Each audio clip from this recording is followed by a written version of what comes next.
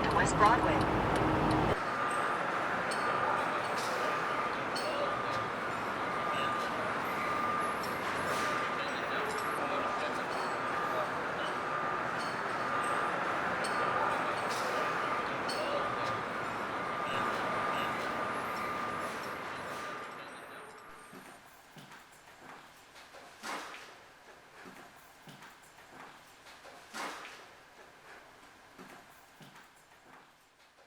You start to build a narrative about yourself when you're asked to speak about yourself.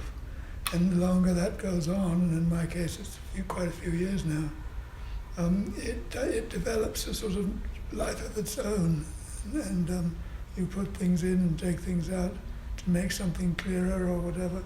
And gradually the whole total structure looks a little different. And so that will be enormous fun to see those things up on the wall.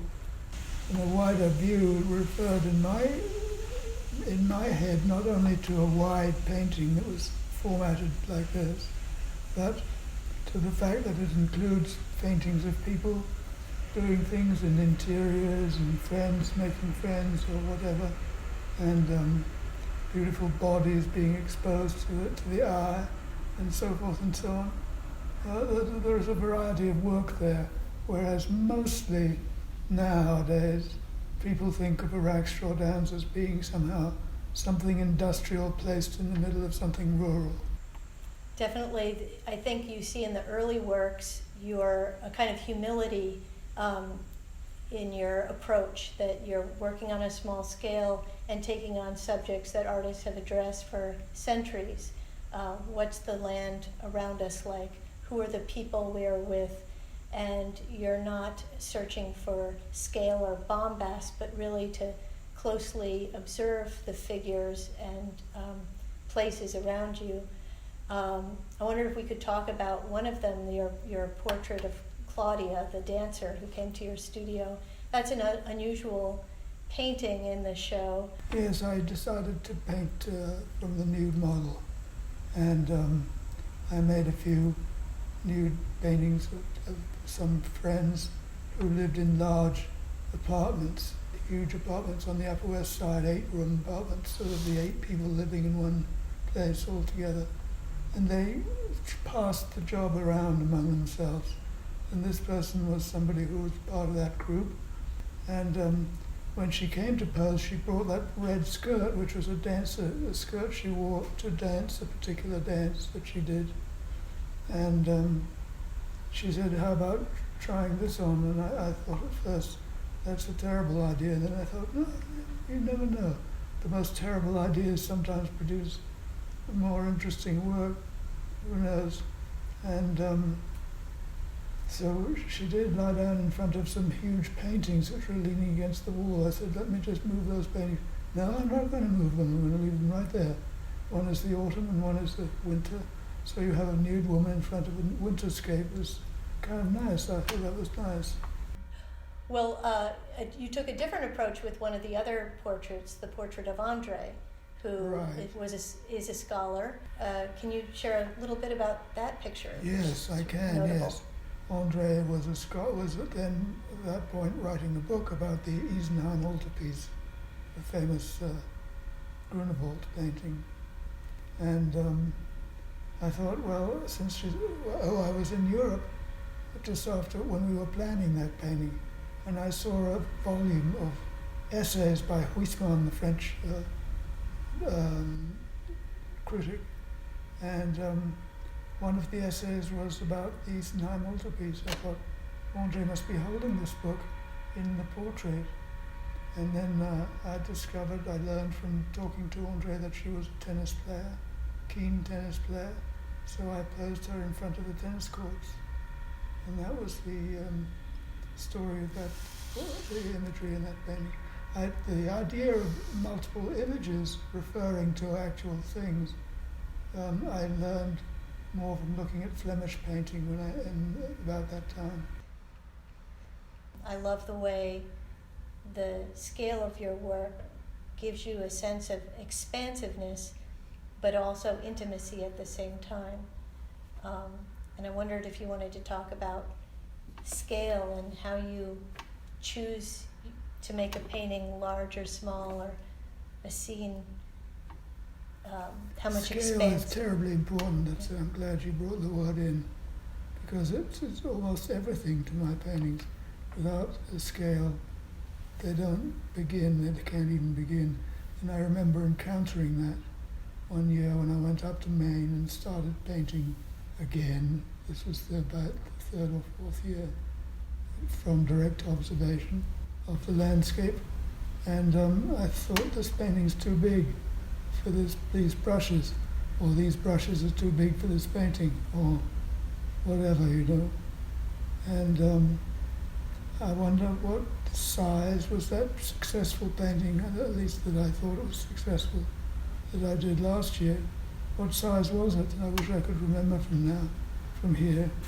And I actually, the following year, I took a successful painting with me, finished, to Maine, that I'd painted of Maine, in Maine, the previous summer, and kept it there as a sort of talisman, saying, this one has a successful scale to it.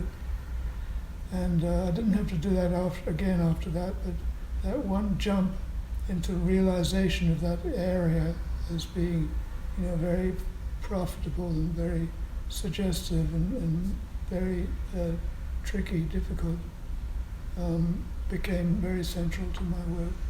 When you made the shift to working in landscape painting in the 1960s, I wondered if you could share with us a little bit about what that was like, first coming to the United States and learning how to paint abstractly, and then turning your attention to really creating works that are rooted in observation and really spending time to understand the world where you were living and working.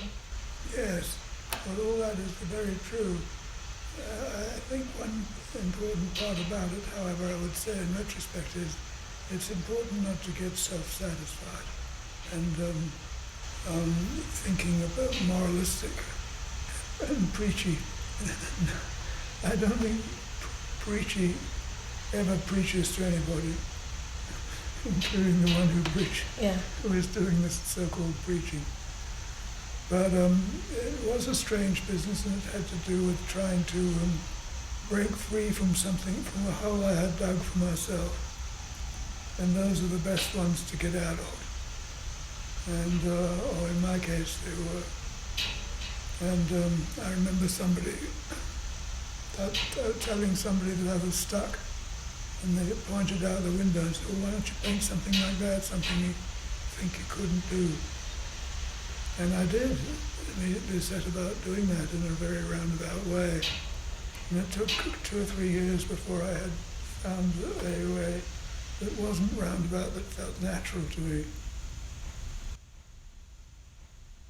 You've really integrated more than most artists the study of literature, art history, and the practice of painting.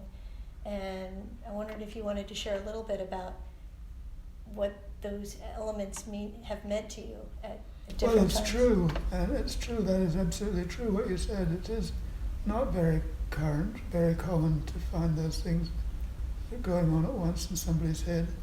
And it was terribly important to me. I mean, several essays that I've written, I didn't know how to conclude. And I would conclude with a poem, by quoting a poem or something.